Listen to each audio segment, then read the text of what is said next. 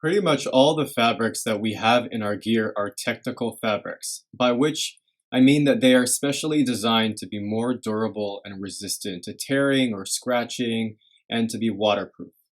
That's why there are special considerations in terms of repair. Generally, we want to minimize sewing because this introduces more holes into the fabric, and more holes means less waterproofing. Instead, the general multi-purpose solution is a product called tenacious tape. This is like duct tape, but designed specifically for technical fabrics. Although tenacious tape can come in various materials and colors, we use an all-purpose clear tape. So I'm going to talk now about 5 different situations that are very common and how to repair these using tenacious tape. It may feel like common sense, but really a lot of these are very important distinctions, and so it's important to pay attention to how we do the repair. The first is if you see a pinprick hole. This type of hole you're unlikely to actually see visibly because it's the size of a pin. Instead, because we check a lot of our fabrics, such as tents, by holding them up to the light, you'll see it because you'll see a tiny pinprick of light shine through.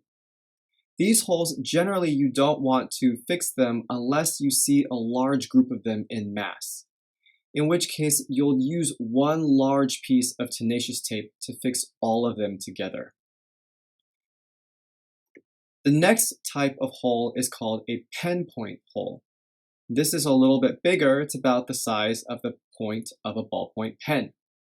So these you can go ahead and fix. Just be sure that with the tenacious tape, you are leaving yourself a little bit of room on each side of the hole, say a millimeter or so. The next type of hole is a finger-sized hole, or bigger. So with this, you of course want to fix it, but I want to call out specifically that there are 2 types of these holes. One is like what I have shown here. It's a burn hole. The edges are pretty cleanly burnt. There is no more remaining fabric. So with this one, you're going to want to be sure that once you tape one side, you use a piece of tape and tape the other side as well. That way there's no chance for water to enter in the other side and gradually wear out the adhesive. If there were a piece of fabric still here, you want to try your best to close up the fabric to maintain the original seams and then tape up over this. In this case as well, even though the hole is completely sealed, just to provide additional reinforcement, you will want to go ahead and do both sides. Now, generally, you won't really find pinprick holes or pen point holes in mesh, but you may find these larger size holes in mesh, either burn holes or spots where a tent pole may have snapped and poked its way through a mesh of a tent. In this case, rather than using technical fabric, you want to use special mesh repair tape, which works in the exact same way. The last situation that I want to talk about is a rip or a tear in the fabric, not on the seam. The key thing to note here is that you want to use the tape and cover up a little bit more than just the rip, particularly if you see the rip extending but not piercing through the fabric.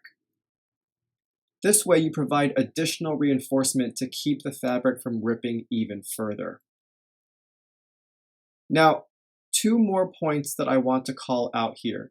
You may have noticed, one, that all the tape figures that I drew out were rounded.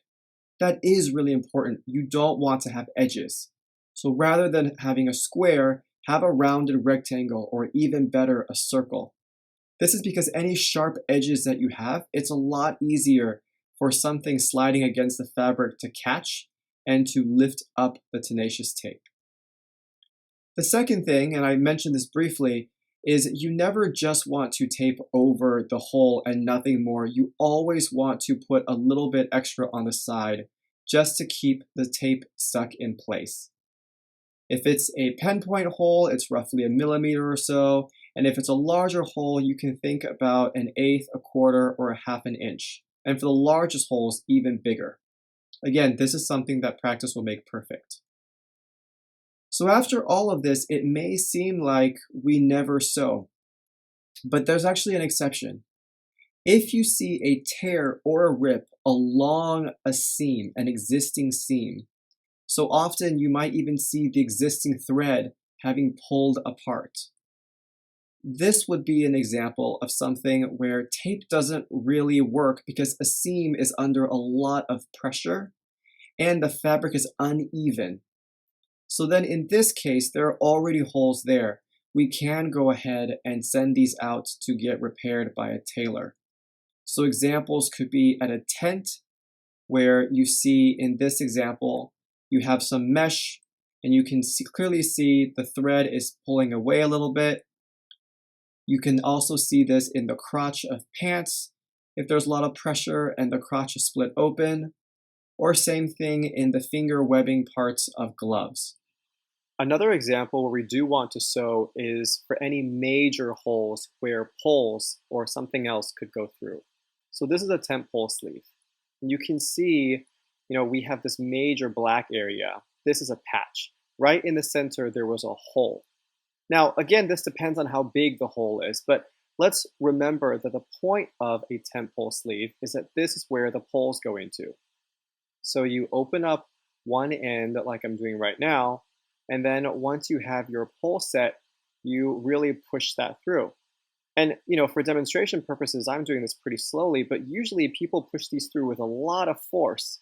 So look at that, right? Like you can easily imagine how a tent pole could push a hole through. And again, if it's not really a hole and a tiny rip, maybe it's okay. But in this case, while we could have used a piece of tenacious tape, it was much better to just sew it up. Similarly, this is the part of the tent bag for the tent sleep station where the poles go in. So the poles go in, you can see the top is pretty beat up. And then, on the other side, there are also massive holes and it's pretty beat up. Because again, holes are pointy. So we could have put a huge piece of tenacious tape over here, but I think you're starting to realize also that it doesn't make sense to do it that way, and it's not as strong as what we ultimately did, which is just sew a patch over the entire bottom. The last instance in which you want to sew is when you're putting a strap back on. So this is part of the footprint where the grommet tab is, and this is probably the most logical, commonsensical of the three situations. If this strap were to fall off, either right here where it's directly attached to the footprint, or anywhere else in the middle, you don't really want to tape the two pieces together. Similarly, if you're finding a rip or a tear right near where a strap connects to a fabric, similar to what you see here, then we might have to sew because we need to reinforce not only the fabric, but also the connection point between that fabric and the strap.